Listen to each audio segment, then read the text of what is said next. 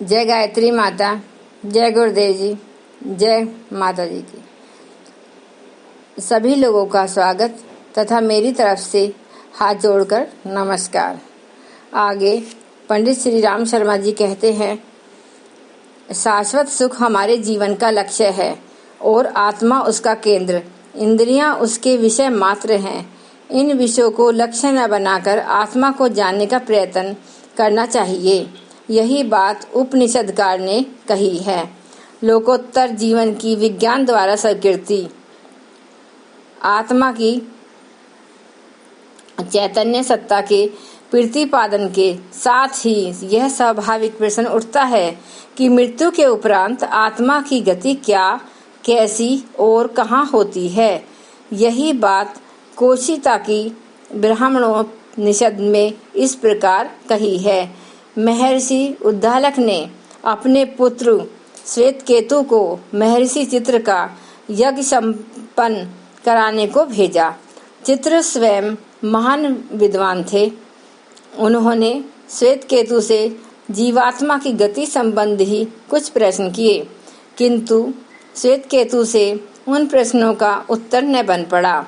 उन्होंने कहा, हमारे पिताजी अध्यात्म विद्या के पंडित हैं, उनसे पूछकर उत्तर दूंगा। श्वेतकेतु पिता उद्दालक के पास आए, सारी बात कह सुनाई। महर्षि चित्र ने जो प्रश्न किए थे वे भी सुनाए, किंतु उद्दालक स्वयं भी उन बातों को नहीं जानते थे। इसलिए श्वेतकेतु ने से कहा, तात, तुम स्वयं चित्र के पास जाकर इन प्रश्नों का समाधान करो।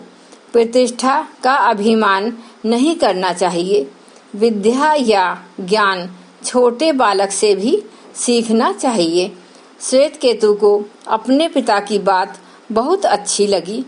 वे चित्र के पास निरहंकार भाव से गए और विनीत भाव से पूछा, महर्षि, हमारे पिताजी भी उन प्रश्नों का उत्तर नहीं दे सकते। उन्होंने आपसे ही वह विद्या जानने को भेजा है। तब चित्र ने विनीत श्रद्धा से प्रसन्न होकर जीवात्मा की परलोक गति का विस्तृत अध्ययन कराया।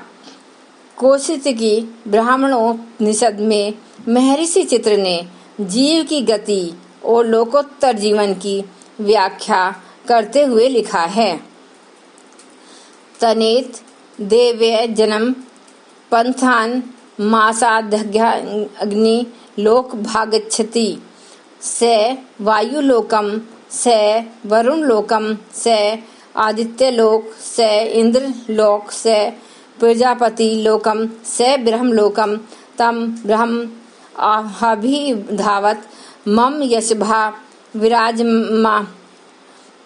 विरजाम पालयन दिव प्राप्त ने वांग्य जी गी ये तीति।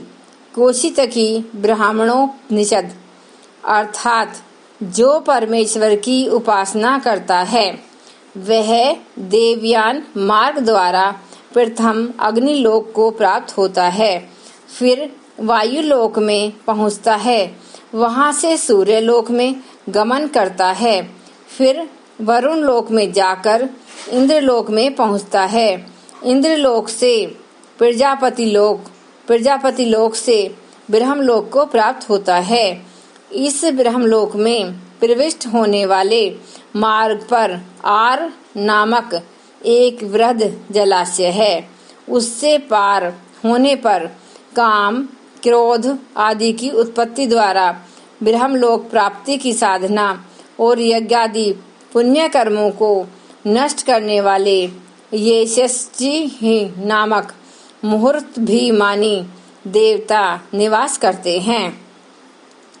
उनसे छुटकारा मिलने पर विरजा नाम की नदी मिलती है, जिसके दर्शन मात्र से वृद्धावस्था नष्ट हो जाती है।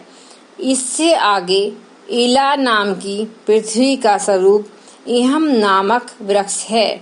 उससे आगे एक नगर है जिसमें अनेकों देवता निवास करते हैं।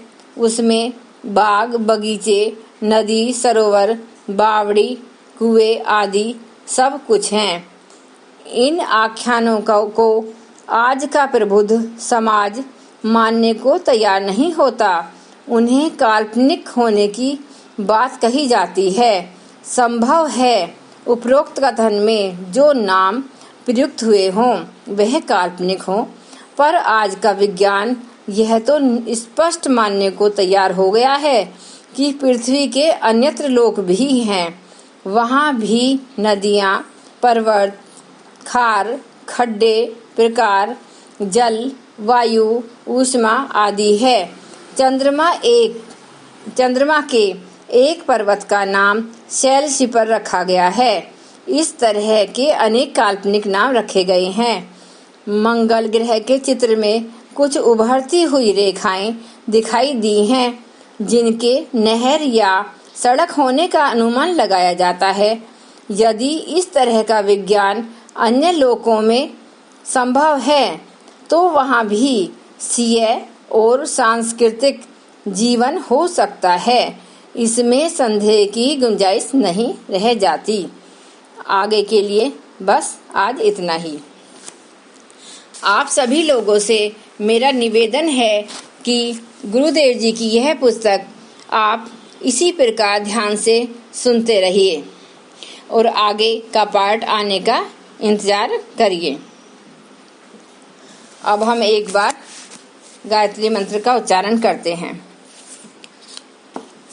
ओम भूर्भुवः सुवः तत्सवितुर्वरेण्यं भर्गो देवस्य धीमहि धियो यो न प्रचोदयात्।